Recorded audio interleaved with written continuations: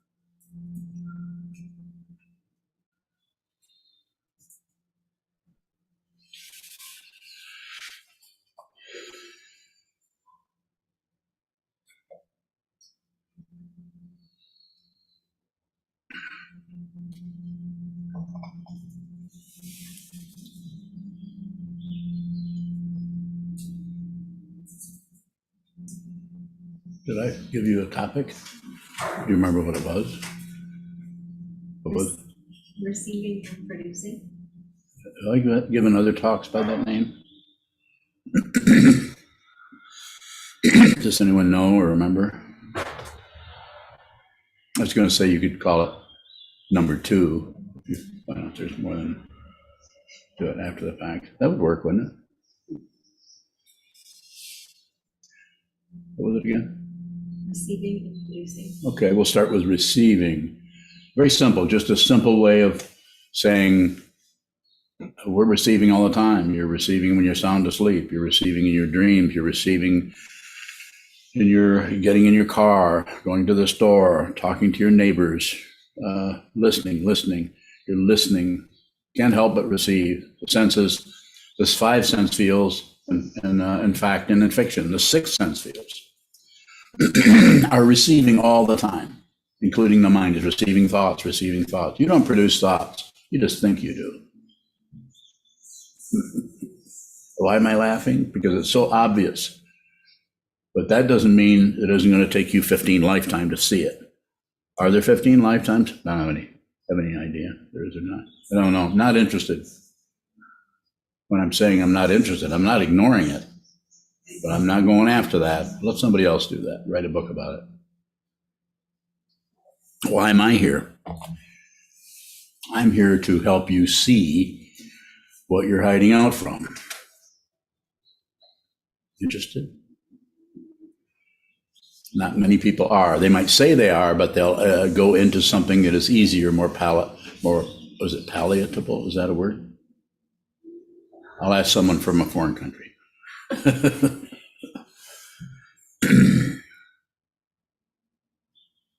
More accessible, or has a feeling of being more helpful. I feel better when I do Vipassana meditation. Yeah, who wouldn't? Your eyes are closed. It's very similar to sleep. Is it wrong? No. If you're doing Vipassana, if you're doing Vipassana, and this is what you feel like you need to do, I totally am behind you. If you need my backup, do what you need to do. You decide. If you're confused about anything at all, you might want to look at the confusion as much as you can before you jump to the other C word, conclusion. It's very easy to go from the confusion, receiving the confusion, into producing, which is what this talk is about, which is a conclusion. Because the nature of a conclusion, to come to any kind of conclusion about anything, is to cover up what you may have been missing in the confusion. You didn't really look at the confusion. Quite often this happens all over the place. It's called materialism. The whole medical community is all about covering up everything. It's rare to find any situation where it's about actually solving the fundamental issue, because it's not been examined. It's been examined just long enough so we can come up with a way, well, in the West, a way to make money with it. Not a good idea. But it's dependently arisen, so we can't really go in with our steamroller mind and just stop that from happening. I don't care how many organizations you join. probably are not going to be able to stop anything that has centuries of ignorance behind it. This doesn't mean you shouldn't try. It doesn't mean you shouldn't vote. It doesn't mean you shouldn't send help or food or support or whatever, thumbs up. The things that you sense are helpful. Of course you should. But I am extremely biased. Probably not exactly a bias, because if you're aware of bias, it isn't exactly biased. It's the kind of bias that is ignorance that you don't even know. You just think that somebody is not as good as you are. It's not even a conclusion. It's just a, what do they call that?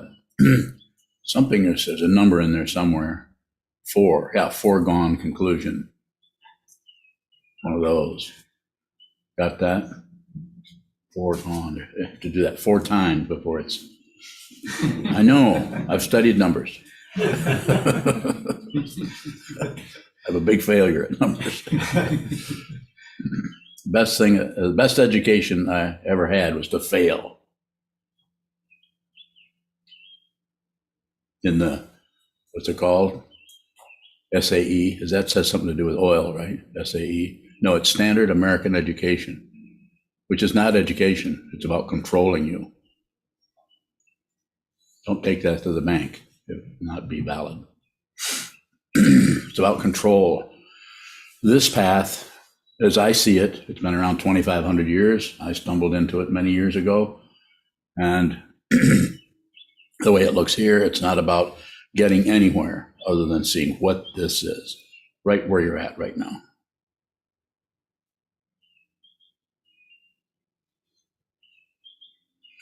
How do you do that? As I said, biased, sitting meditation, train your mind. You don't have to join Buddhism. There's nothing to join here. We don't even have a membership yet. One of my members will probably come along and say, but we are members, because I just referred to a member, didn't I? So that's an area that I don't want to push in. If it shows up on its own, it's dependently arisen, then I will respect that. That doesn't mean I'm going to respect everything that shows up as dependently arisen by just letting it wreak havoc on somebody or something. I may have to step into that with my body and my mind. But it's dependently arisen. Don't do anything unless you have to. I'll make a move. The way I would address that in this particular setting is say, train your mind. Don't go into your life, whatever it may be, just to go to the store without training your mind so that you know when you look at something, someone, or listen to anyone, that you are completely unreceived. You aren't protecting yourself from otherness with your concepts, your ideas, and your pushback or your preconceived, wasn't it? No, foregone conclusions. That was with your opinions about things. It's not that the opinion might not be even relatively have some authenticity to it. Probably does, has some, but it's only halfway. You haven't seen deeply into what that is. So quite often we go to, she did that, he did that, they did this, so therefore they're to blame for any difficulty, or they get credit for some great thing that's happened. This is a big misunderstanding, and it runs the world. It's called the 8 worldly dharmas of pain and pleasure, right and wrong, up and down, back and forth, success and failure, life and death. Those are unreal. They're relatively real, but they're ultimately a spiritual path. They are unreal. What is real? Find out. There's no way I can tell you. But I can say that the reason I'm even talking is dependently arisen. You're here. You're functioning at least for the next 45 minutes as students. So that means I can function as a teacher. And I intend to do that.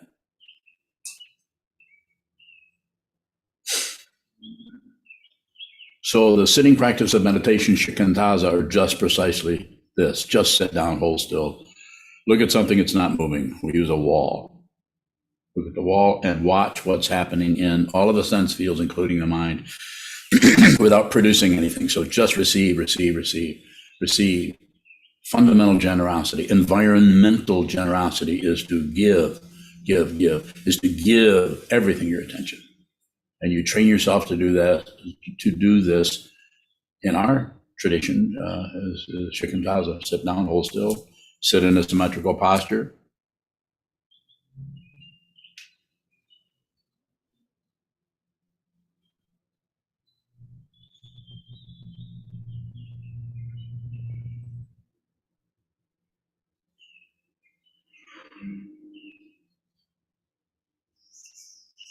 And just receive. It's very simple. Just receive. It's such a simple effort. It's not even an effort. You stop efforting. Other than you sit still, sit symmetrical, you just receive. And as you receive, you begin to notice what you're receiving. So it turns from the attitude of receiving into the so-called object. It could be a thought, a memory, an emotion, a judgment, evaluation. It could be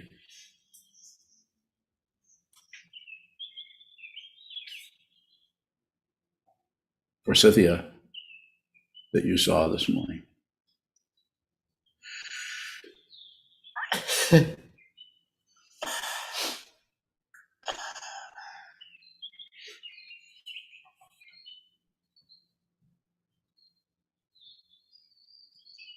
The Buddha said, life is suffering. He was not kidding. And he didn't say part-time.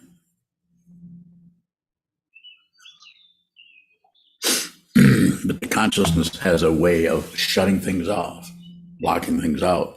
So it looks like there's pain and pleasure. This is a misunderstanding. It's not a philosophical position that you can somehow believe in this and don't believe in that, or accept this, don't accept that. Don't do anything with it. You can consider it. Don't do anything with it.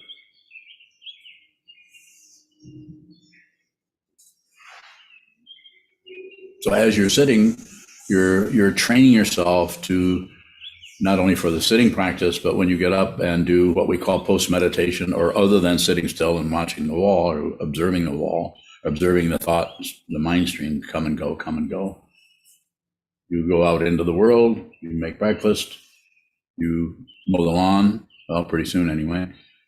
You stop shoveling snow, and you interact with your friends, your neighbors, your family, your partner, your children, and you are on receive quite a bit of the time. Occasionally we get triggered into something, so we have to start producing something. And sometimes that what we are producing is to cover up what we're receiving. Our generosity has come to a halt, possibly through fear. Those people who know they're afraid are usually meditators.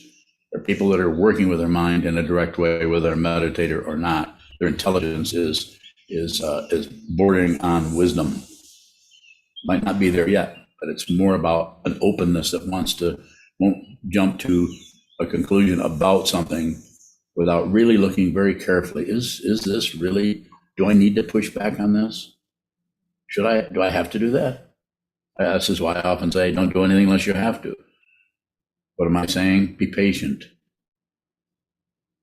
Just a way of teaching patience without using that word that sets up a structure, a convention, a standard that you have to live up to it. Very childish way to approach education. Set up standards and try to fill the bill. Very disrespectful to teach in that way. Not teach anything to anyone unless there's a student there.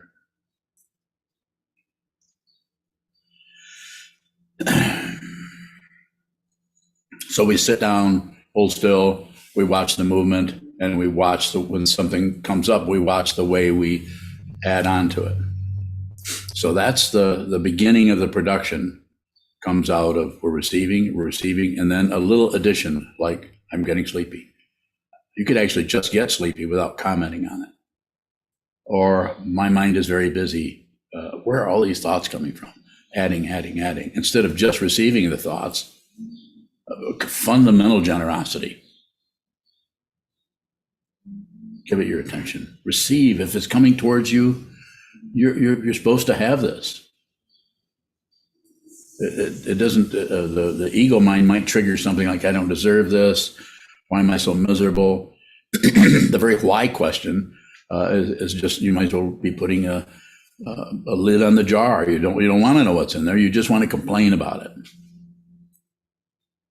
You don't really want to know what that is. You just want to bitch and complain or blame someone for it, or blame your parents, or blame your society, or blame. And it's not that there isn't some culpability everywhere. Of course there is. But to go into it and join into the warfare mind that wants to stop what's bad and raise what's good, this is just stupid. I hate to use such a technical word on you guys. It's just stupid to do that. I mean, shouldn't we really look at this very closely, starting with this, the very humanity we are covering up? Human beings, not Democrats, Republicans, independents, and all that baloney.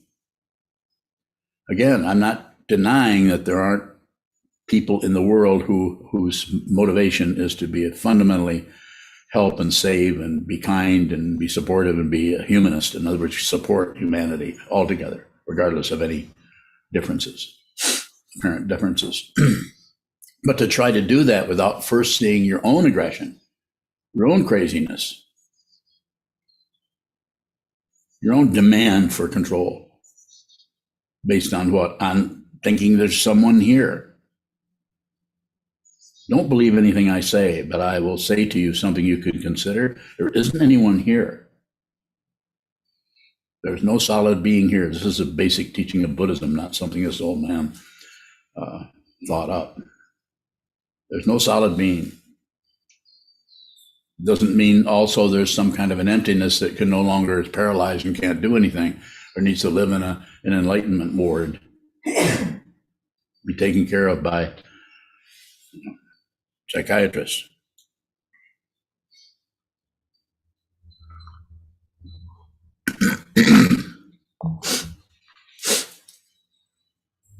So what we're training ourselves to do is to really see what moves, see what arises, see what's coming and moving and coming and going in our mind stream, our life stream, without objecting, without agreeing, and certainly without ignoring it.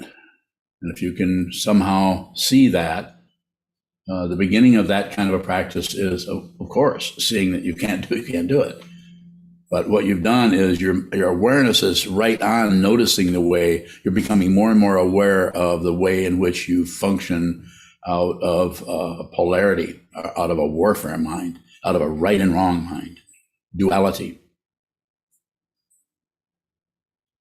The ultimate teaching, spoken in a relative way, is there are not two things anywhere. It's called Advaita, or non-dual. Advaita, not two, not separate. Also not smushed together as some kind of, we're all one, or we're all God, some kind of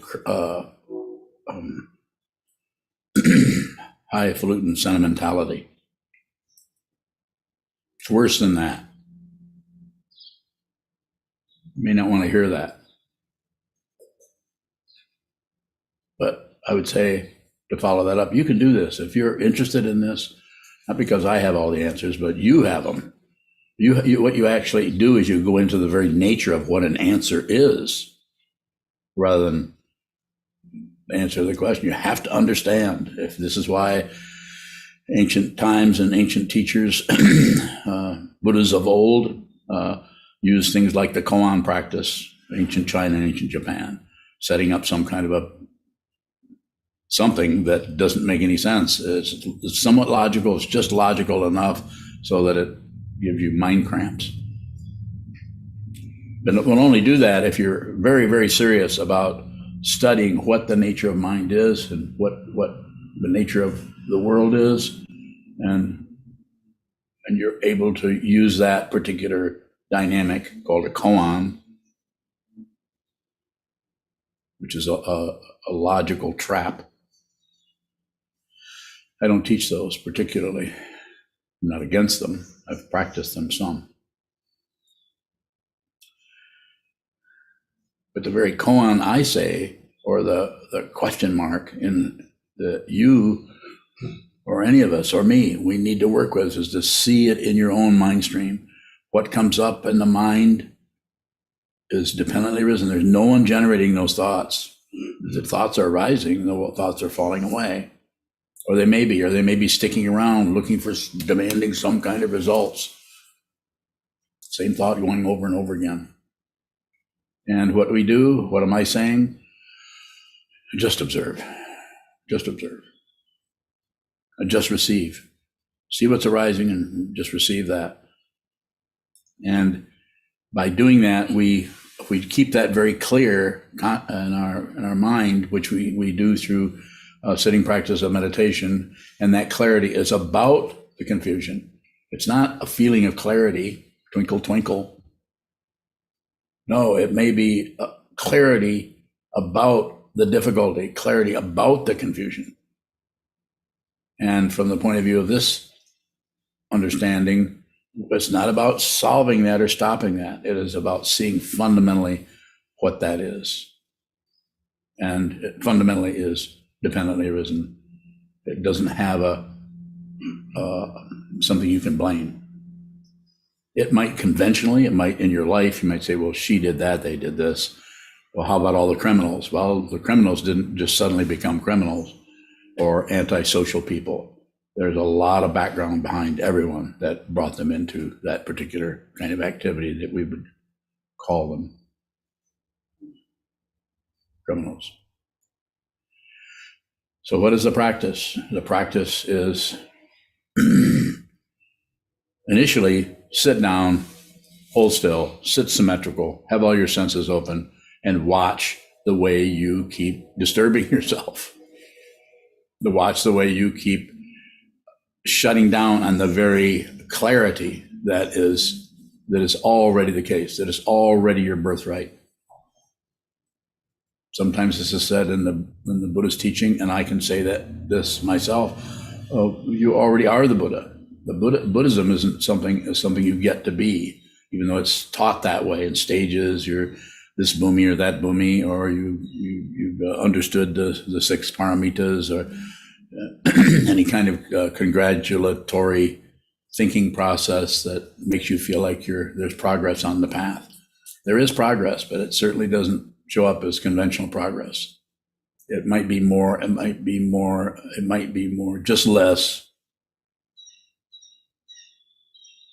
production, less talking, more listening, more seeing, smelling, tasting, touching, even thinking, more of that without anything added on or extra.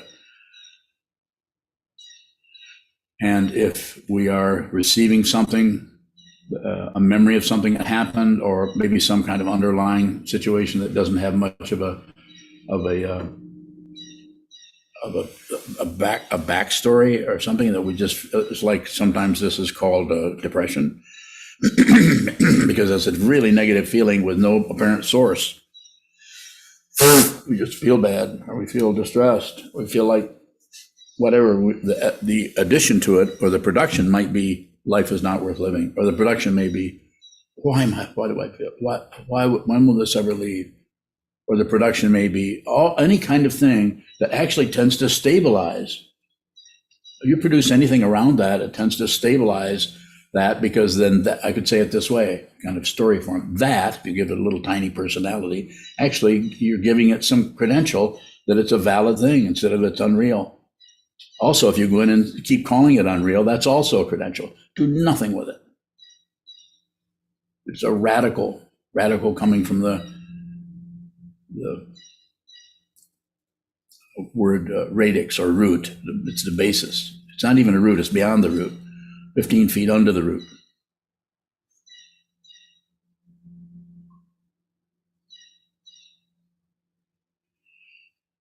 So we are sitting and we train ourselves by watching, observing, receiving whatever arises in the mind stream without adding. And of course, like I just said, that watching what arises also includes the observing what you're spontaneously or kind of knee-jerk adding on. Well, he shouldn't have said that. Well, I have to stop doing that. A little tiny mini parental module in there that's always, and that very reaction to that actually maintains the ego structure. It perpetuates that, or perpetuates a self, an ongoing self. I can take some questions if there are some. Geez, I'm bowing. Is there a direct receiving different than our conventional receiving? Yes, and the way that will show up, especially initially with people who are new to meditation. When I say new, haven't meditated more than 10 years, that's new to meditation, in case you didn't know. Even Kobun, my Zen master, would say something like, and I have to paraphrase a little bit, that it's the second 10 years, the second 20. Do you remember what he said? Didn't he say it to you? I think I was 6. You were sick. You were sick that day. You stayed out of school. But it gets harder, is what it said. But we don't want to say that initially, otherwise you wouldn't even start. But as Trungpa Rinpoche said, better not to even begin, because it's hard to do this. But once you begin, better to finish. Don't stop. Geez, I'm bowing. Is there any way to work with refining the receiving? Bowing. Yes, the way that is refined is to just observe it without meddling with it. When I say just observe, don't produce, I know you can't do that. I can't do it myself. I can't just succeed at, I just receive. I'm such a wonderful receiver of everything. I don't produce anything. There's no credit. You don't get there's no credential for it. There's no stamp of approval. It will feel more and more like you're losing. And to return to your original question, it just feels more and more like failure. But it's a spiritual path, so it can't be relatively successful. Otherwise, we're right back to Tony Robbins, or all kinds of so-called spiritually oriented teachers out there. And it's not that they aren't helpful to some people. Some people, most people, are not ready to hear this. They're not ready to hear this kind of a direct teaching. You're going to have to sit down and see who you are yourself. This won't come about by belief.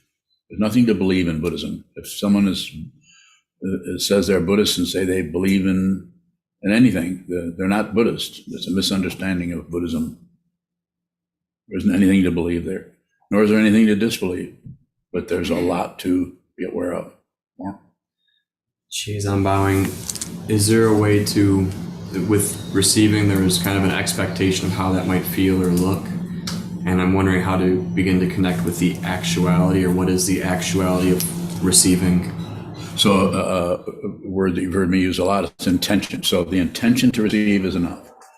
You don't need to have a stamp of approval anywhere, just the intent. Just remember that. You might even say it to yourself, but I think that would be very individual. I would not particularly set up a standard and this is the way you do it. I would say sit down and just receive. And a lot of that time is noticing how you keep, you sit for a while, and then the next thing that comes up is I'm really tired. I don't think I can stay here any longer, or my leg hurts, and if I say the way I teach this, if your leg hurts, move it. Don't try to approach it with some kind of macho. That's might have worked years ago, or it might work for some people today, but I don't promote that at all. So don't maintain anything, including your posture. Sit there, and then if your posture kind of starts to collapse or you go to sleep, then just intend to sit up straight. Very simple. It's not even particularly parental. It's just just observing the form, returning to the form. But there's no scolding yourself because you're falling asleep. And I would even say, if you're really sleepy, go to bed. Don't maintain it, but then come back later, strike the bell and start again and sit for another hour, whatever. More? I'm buying. I'm just wondering if there's a way to know if we need to do this, the path, the practice, bowing. Well, I start by saying don't do anything unless you have to. If you don't have to do it, don't do it. But if you're here and your situation is too late for you, you've actually jumped off the cliff. You don't know that yet, and you're falling. You're falling. You could say, to use a literal metaphor, you're falling into reality, which doesn't support a separate being. It's a spiritual path. You actually are not separate from the Buddha. You haven't realized it yet. When you realize it, you won't be too concerned with anything anymore. But you won't take your eyes off, your senses off, your smelling off, your taste off, anything anymore. You're all through shutting any doors. There are no doors. The walls of the mind, as it said in the Heart Sutra, are gone.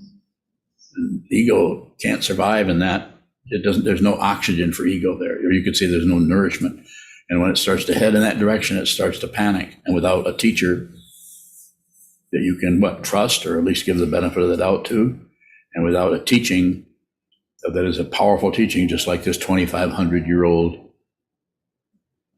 teaching that shows up over and over again in the lineage, hundreds of years after the Buddha has passed, someone is still speaking the same words, different words, but same intention, same pointing that the Buddha pointed at, like Vasubandhu or Dogen Zenji or Sekito Kisen or either one of my teachers.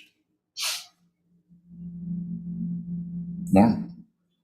Jeez, I'm bowing. Is there anything to be corrected as far as the idealism around the practices? Bowing. It's very situational. So sometimes some kind of idealism might need to arise in a particular person's practice for a while, but it probably won't. With that kind of a practice, it won't last, if I'm understanding what you're referring to. It might show up for a while, but it's not to be corrected or shut down, just to be observed. And this is true in almost every case. It's about observing what's happening. And then dependent origination. The way that works, that nothing comes from its own side is a separate thing. Everything is not connected to everything else. It's not separate from it, which is even more profound if you understand it. The connected thing we get from being materialists, like the links on a chain. But from the point of view of the teachings, there isn't any chain and there aren't any links. That doesn't mean that you can't be chained up. But you're chained up by your mind. You're not chained up by some kind of relative reality that has you by the neck. Certainly. Any other questions? Question from Naveed in Iran. Naveed in Iran. Is it pronounced Iran or Iran? Sharir is from Iran. How do you pronounce it? In the language, we pronounce it Iran. Iran? Iran. That's where he's from. All right. Got it. Oh. Yeah. Do you speak Farsi? Yeah.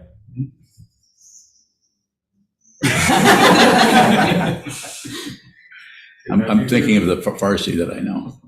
It might surprise you. I'll say something in Farsi before I answer Naveed's question. Are you ready? Yeah. Mandus narada minjar karbogane. You don't like to. What's the last word? Narada. I'm not sure what that means. I'm probably pronouncing it wrong more than likely, but I'm saying I don't like to work here. Oh. But I got the first part of it. See, so I'm doing pretty good, and I haven't even studied Farsi. What's up, Bugalamun? What's up? Bugalamun. Oh, that's Turkey. I know lots more. Not really. Go ahead, Naveed. Naveed. He asks, what causes us to shut down and dampen our inherent awareness?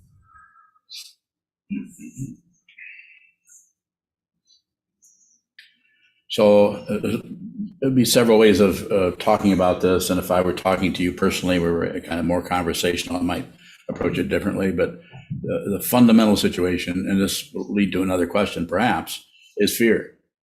And as I said, I think I started to say earlier, I didn't finish what I was saying, but people who know they're afraid are usually people who are living on the edge of their awareness and are not necessarily believing all their thoughts. So there's some kind of fear happening there. But the people who aren't afraid of anything are covered up with everything, all kinds of heavy things we call concepts, ideas, beliefs, opinions. They don't know that because they're protected by all of this, all these barnacles all over them. So, and when we go into the spiritual path, especially this kind of spiritual path, which is characterized as being non-theistic, there's no leader, there's no authority anywhere, there's just your mind stream, then it can be scary because there's no the otherness that is so reinforced by our materialistic life as being somebody going somewhere, having and separating ourselves through prejudice and through all kinds of things into individual people and communities and all the nationalism and everything that goes on. Makes it very difficult, especially when our education system is reinforcing the same thing. The television, the TV stations, the news stations, everything is saying over and over and over, you're a separate person and you have this or you don't have that, or you have rights or you don't. It's not that isn't relatively correct. It's just that it doesn't go deep enough into the fundamental nature of the problem, which is belief in a self and belief in an other.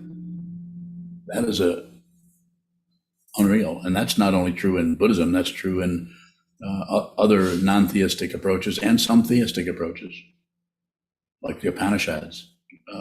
Way before the Buddha, this is being talked about in ancient India.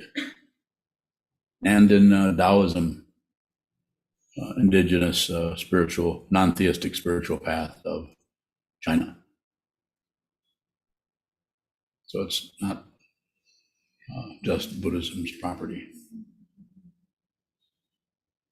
He says your pronunciation is great. Let me try another one. Further questions? Sir? Yes, when you spoke about receiving,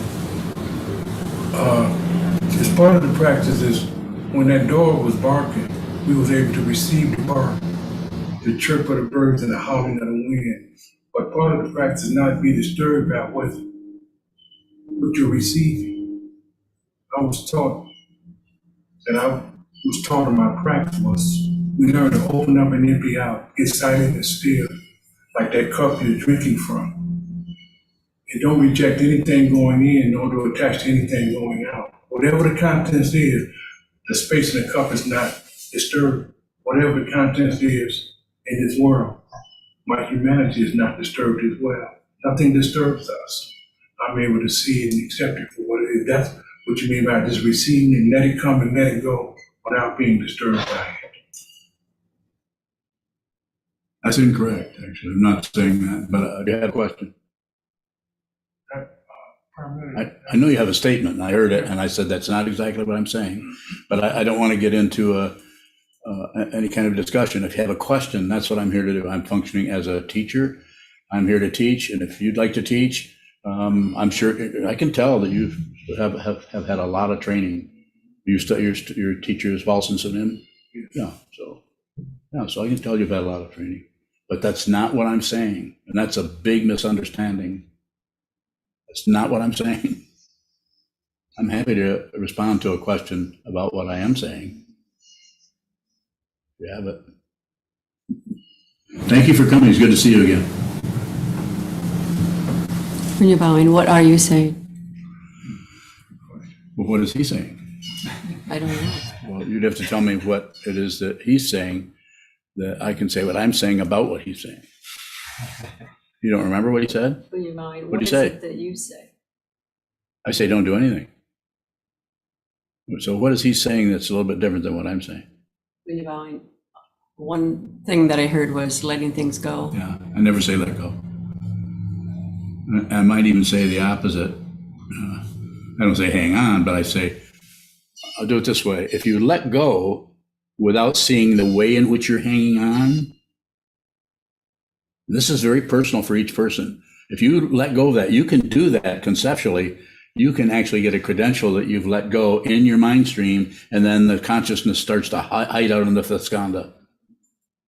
Form, feeling, perception, concept, consciousness. The fourth one is concept, especially if you, might be me, might be you, might be anybody here, have a really strong intellect or thinking process.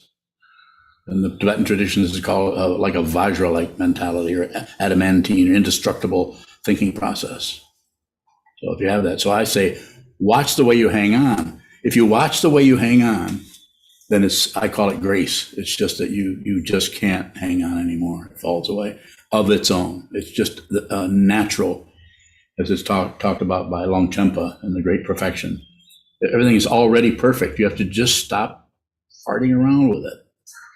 Please. Dubugalamun. Jeez, I'm bowing. What about disturbances? Do those lessen at all, or do they lighten on the path? Bowing. They can, when that does occur, and it can occur, it's such a non-occurrence because it's just not there. It's like you had a really vivid dream and it was really painful or difficult or challenging, but you can't remember it. It's that kind of a feeling like, what was it I was so concerned? What was it I was so jealous of? It's like that. It's not that the jealousy or the concern isn't active or dependently arisen. It's just that if you don't do anything with it, as Trungpa Rinpoche said, if you do nothing to thoughts, they will do nothing to you. Was it Trungpa that said that? No. Bardor Tulku. I get those Tibetans mixed up. Well, you know they all look alike. Be careful there. Of course they don't look alike. Just what struck me looking at disturbances, a very simple one is, having lived in the city for 10 years now, it's still very disturbing as far as a contrast to living in a rural area. So just on a very pragmatic level, what is the path of the disturbance of the dog barking, or last night the neighbors throwing a party, late? So what's your question? What does he want to know? It's around that disturbance. The thought is somehow I should, at some point, should no longer be disturbed by. That's extra. Be disturbed. Not trying to live up to shit. No standard. That's part of the issue with the world, is people are trying to live up to some kind of a right and wrong.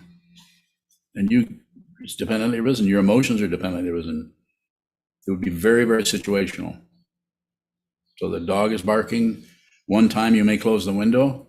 Another time you may, it would be very situational. Another time you wouldn't. The dog barking would just feel uncomfortable or feel extra. And we've done that before in here. That dog has helped us for years now. But it's about awareness. It's not about right and wrong. It's about our awareness of what's moving, rather than we have to stop something or start something.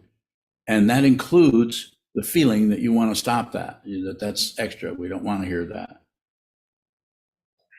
More? Jeez, I'm bowing. Is there some value in being willing to be disturbed that wouldn't be there if we tried to stop being disturbed?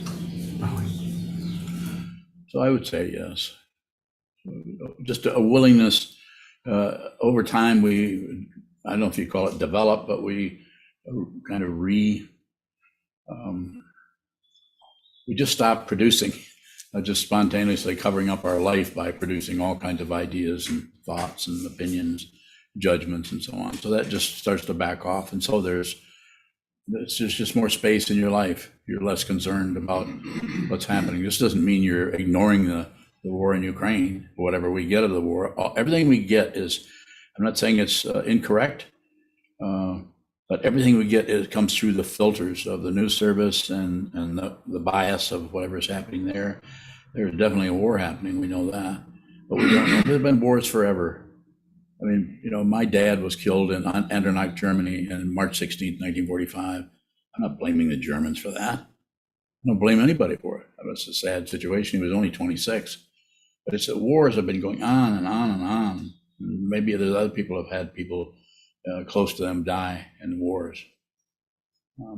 It's until the fundamental issues are understood, which is belief in the self, belief in some and other, that those are separate, then there'll be wars, some kind of war, because the whole avalanche of history coming down from century after century after century of oligarchs, being reincarnated again. They come back again and again and again and try to get control of everything. Simply put, it's just a story. Don't believe it. I don't believe it. That's what a story is, something you don't believe, isn't it? Yeah. Anything else? Kelly Yes, Kelly. With the vow to save all beings, is there a type of production that's not producing value? I think I follow you, and I would say it probably is. But if that's occurring, then you won't necessarily have an awareness of it like a credential or something that, well, this is happening. I'm doing this, but I know other things are happening. Sneaky little good things are climbing up the stairwell late at night. Yeah. Yeah, it's disguised as mice.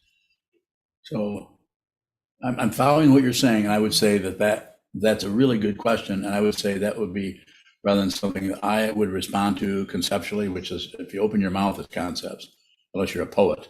I'm not particularly a poet, but if you're, might be able to communicate in poetry or music or something like that in that area. But I would say, for you, knowing you as I do, and I would say just reflect on that. You could write it down. You don't necessarily have to take it to the cushion, but perhaps if that area is, it's a good area to look into with your consciousness, because that's where the question came from, and that tells me you're looking at something that I have no business commenting on, because you're in the middle of looking at that. You follow that? Say it. Spit it out. I feel Produce. like I need I feel like I need your You're getting guidance it. on it. You're getting it. So But you're getting it. But what the problem becomes with someone who is a teacher and a student is that you have ideas and opinions about how I should be teaching. So everything I say, you've heard this before, and I hate to get too fancy with all of you, but I'm going to do it here. Is everything, if it's a true teacher, everything they say or do is a teaching. If you're a true student, if you're really a student, then it's not about believing the teacher. It's just don't obstruct anything. Everything is without obstruction. So you don't care about right and wrong from that point. And that's very dangerous for the ego mind, because the ego has been trained, do good, don't do bad, be nice, don't be mean, don't break the law, don't, all the don'ts and all the control situations. And you're actually talking about an area that I would say you need to look at. There's something there that I don't want to get in the way of what you're looking at there. So that is, you could say that's a teaching for you. Yes, sir. I had a question. I wanted your advice on this. During meditation, there are times when I try to not meddle with a thought, but then that in itself becomes a meddling thought. That becomes a meddling thought. That becomes a meddling thought. And I get What's the question? I hear you. I'm familiar with that. How do I deal with this infinite loop of thinking? Only, about yeah. Just watch the infinite loop. It's not really infinite. Anytime it's a loop, it's finite. It has to be. And so it might take a long time, like I could go on and on and say silly things, but just the most important thing that you can do. How long have you been meditating? Off and on for about 2 years. Do you practice shikantaza or some other form? Usually like guided meditations. Okay, so I would say, so someone else is guiding you? Yeah. Okay, so is that from an app? Yeah. Now stop it. Don't use an app. Dangerous. Not dangerous right now, but will be as these things get more and more mind controlling. set that aside. Use an analog clock. Use something that rotates and goes in circles. That patterning of circles is all around us. Circularity cycles makes sense. To have that. Things that just have numbers and no movement, but all the circularity happens in the mind. Not healthy. How do I know? I don't know. I have no idea. I have no proof. But I would say trust your own mind. Sit down, hold still, keep your eyes open if you can without struggle. Look at the wall. Don't use an app. Use be old-fashioned. And do it for do it for a year. Give it a year. You're a young guy. Do it for a year and see how that is. And if you disagree, or if you feel like, I tried this for a year, I think I'm going to go back to the app. Go ahead. Maybe you're just one of those app people. Didn't they write a book about that? Appsters or something?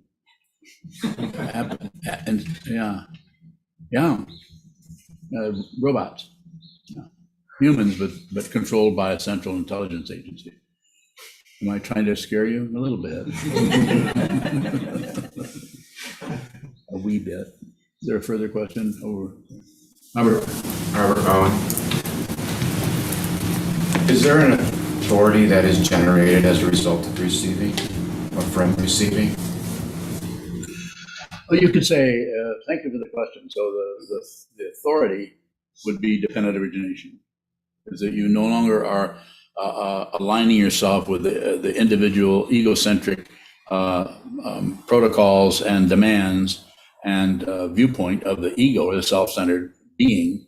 But since you're on receive, you're starting to see, you're receiving everything. And you're not coming to conclusions, because if you come to conclusions, this is what coming to a conclusion is.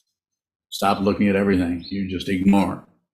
And the ego mind does this all the time, ignores, because if it looks at what this is and sees what it is, it realizes that it's not a solid, separate being.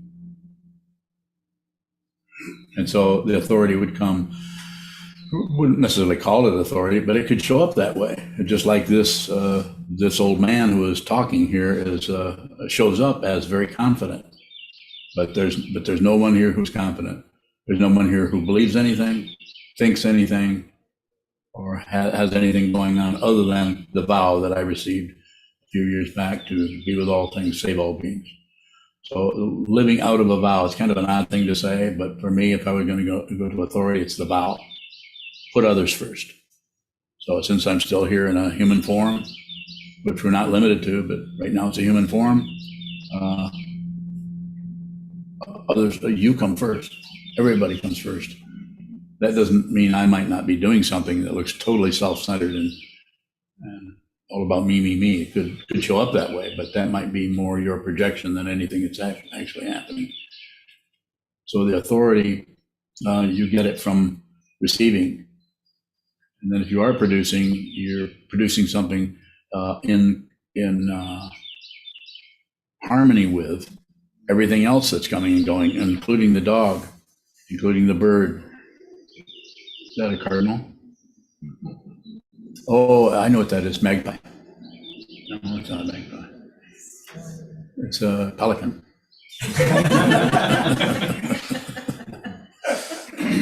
More, Robert? Jake Bowing. On receiving and producing, is the subtle act of recognition producing? Like to try to name the bird that's tweeting? It's a little bit of that. It's more like what is just spontaneously arising. But when it starts to get off in the area of passion, aggression, ignorance, in other words, aggression against something, some kind of demand, and there's some kind of identity behind that needs to have things a certain way, needs to have this stop. That'll be enough of that kind of thing. You ever said that? Who'd you say that to?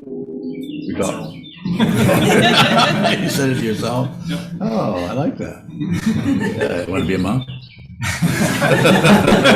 Maybe someday. Yeah. 20 years from now, he can ordain you.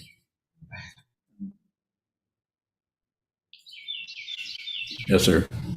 What are the three worlds that was mentioned in the chant? So could be past, present, and future. Could also be, I don't know, what other, The desire, form, and formless. so the desire realm, the formless realm, and the realm of form. And those are difficult to conceptually to go into, but it is something you can read about. You can go into Google. I mean, my goodness, Google is just full of all kinds of this and that and this and that. You can check it out and read about it. And even Trungpa Rinpoche's books talk about the three realms or the three worlds. There's lots of threes, three poisons, the three babushkas. Okay, I'm trying not to lose your attention, so I'm saying things that. Any final questions before we close? Deb Bowing. Yes, Deb. I have some confusion around no solid being. My question is, does no solid being have a consciousness or energy? Or is that not, or am I trying to recognize something by wanting to see a consciousness about it? So or an energy? Deb, just give me a do either Yeah. or, then we Yeah. rowboat then. So So just does no solid being have a consciousness? no, it is consciousness. Consciousness only. Consciousness functions just fine without some kind of entity that is attached to a human form, trying to be somebody or get somebody or protect themselves from some kind of destruction or criticism or failure. It's not that those aren't there, but that's the mundane path, and it's not wrong. It's mundane path works. It's just that death comes without warning, and when the body mind starts to go back into the elements, water, earth, fire, and air, the whole personhood is going with it too. So unless you transcend the personhood and see who you fundamentally are, you're gonna, what is it said sometimes, you're gonna die when you die. But if you transcend this and you see that what this is the fancy word would be eternal, but I wouldn't even use that. I would just say it doesn't have an end. What doesn't have a beginning doesn't have an end. But what has a beginning, the body, the mind, has an end, and it's coming to an end. It's not a threat. I mean, it's not like something, that's not going to happen. Why is that guy saying? He's trying to scare us. No, it's just the truth. And but it is kind of a way of looking at it. Death comes without warning, and you could just, our life. Any one of us could not be here next week. More likely it would be me because I'm older than everyone here. But not necessarily. Not necessarily. So train your mind so that you can see what your actual identity is. And it's not, we're not talking about the historical Buddha when we say mind is Buddha, like it says in the banner up there. We're just saying that your mind is not separate from, it does not sleep. It is awake, but it may be covered up by all kinds of paraphernalia called hope and fear and pride and jealousy, constantly covering up your true nature, your Buddha nature, your enlightened nature, which is not separate from all the Tathagatas, all the whole lineage, and really not separate from anyone. It's just that it doesn't really, it doesn't come together as a group of people anymore. It's a lineage. Deb Bowing, thank you. Yuhong Baoying, can I ask a follow-up question? Certainly, go right ahead. Yuhong Baoying, so when you say that you need to see this deeply, which is beyond conceptual understanding, does that mean that one has enough insights to understand this? Baoying? Yes. If you're listening to me right now, even if you don't listen to me again, I'm telling you something that I'm looking at. I'm not thinking this up. It's not an analysis of it. I'm looking at it. that if you're listening to me, there's a few people. There's 30 people, 33 people here, and another dozen or a couple dozen maybe. And on YouTube? And on YouTube, there's what? There's a dozen or so. Yeah. 20. How about on Tubi? Not yet. How about not yet? No. How about on? Huh? Hulu. How about on Hulu? On Hulu? Well, we are on TikTok. A little bit. Don't look. Okay, that's ridiculous. Ridiculous. So somebody took pictures of me acting silly, and they shouldn't have done that. I know who it was. So you already have this, and when I say if you're here, you're ready to hear this, because it takes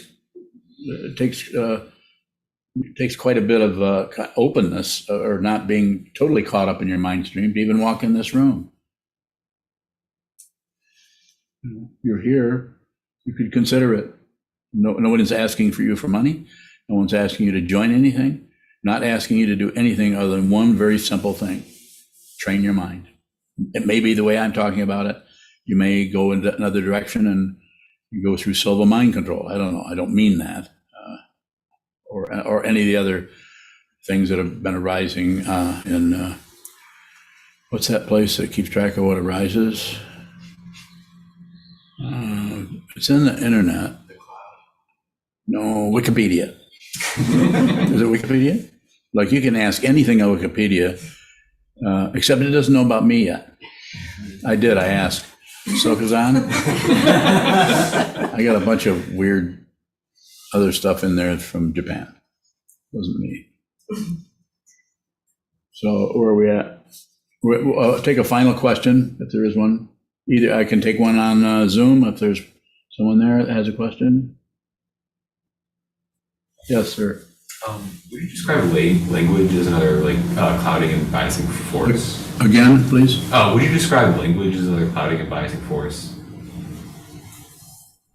I'm not following. Language as a as a obstructive force. Like, you talked a lot about how many of the things that we receive are heavily biased and clouding. Is language biased? Yes. Yeah. No, but it's not about getting rid of that. It's about being aware of it. And you'll hear me say, if you listen to me, very much I say it's not, you don't have to get rid of anything. You don't have to be better. You don't have to improve. That's all materialism. Please don't be concerned with it. What you should be concerned with, and this I am biased about this, is be more aware of what is happening in your mind. Just be more aware of it. And if you're more aware of it, your own innate Buddha nature, your own innate intelligence will take care of you. But if you believe your thoughts and reject some thoughts, disbelieve them, grasp other thoughts, believe them, and ignore other thoughts, you're going to spin. And it's not just because I'm condemning you to something. I'm just saying you're telling me, by saying that or doing that, you're actually entering into the circus of the mind. You're entering the carnival, and you're going to go from one ride to the next, looking for happiness. And I can tell you where happiness is. I'm not gonna, but I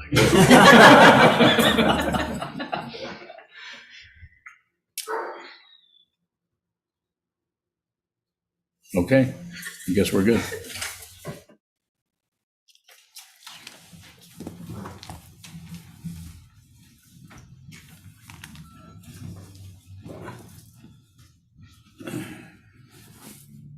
We'll stand for the dedication of mirror.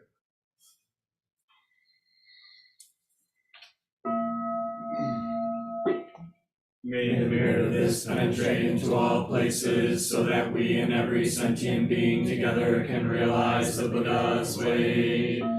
Ji-ho san shi shi-fu, shi-son bu-sa mo-ko-sa, mo-ko-ho-ja-ho-ro-mi. The 10 directions, the 3 worlds, all Buddhas, all venerable ones, Bodhisattvas, Mahasattvas, the great Prajna Paramita.